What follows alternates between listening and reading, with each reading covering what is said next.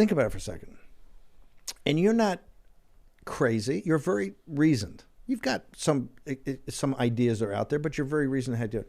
When you start every broadcast and you think, I got to watch what I say on these topics, they're winning.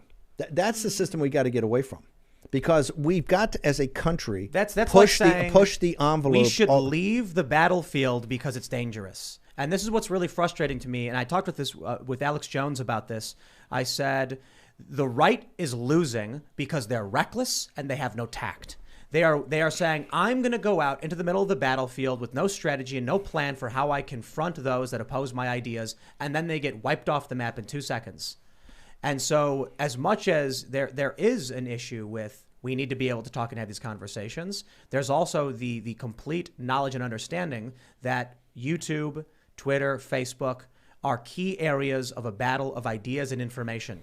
And when you are confronting ideological opponents on that battlefield, if your idea is I'm going to walk in right in the middle and yell out exactly how I feel, don't be surprised when you're no longer part of the equation. But I like that movie, The Patriot, with Mel Gibson a whole lot. Because what does he do as one guy with his 2 kids, ambushes the British and takes on massive amounts of the battalions because he thinks about what he's doing first. So let's think about what's happening. You've been banned from YouTube. We haven't yet. I've been, and here you are. Has been banned in perpetuity from Twitter.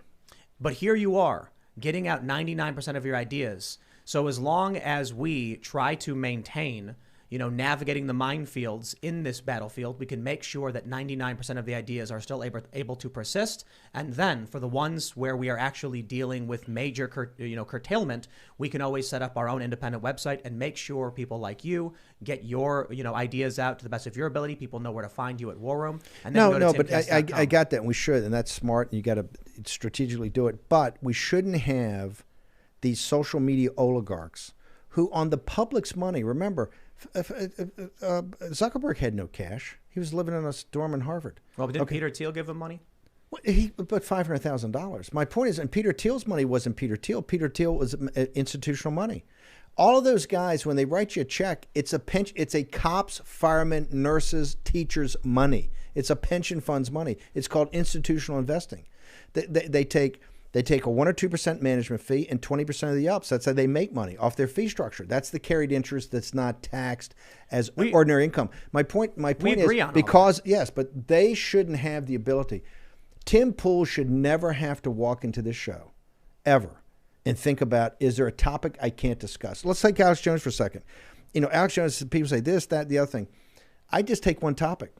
If you go back and look at what Alex Jones has said about transhumanism, Alex Jones has been ahead of the curve of this thing for what? For 10 years? Easily. Easily. Yeah, easily, yep. Alex Jones was talking about the topics we talked about tonight 10 years ago, which, when the history of this age is written, people are going to focus, I think, on that, right? And see who the first guys that call it out. And one of it was Alex Jones, and Alex Jones is banned everywhere.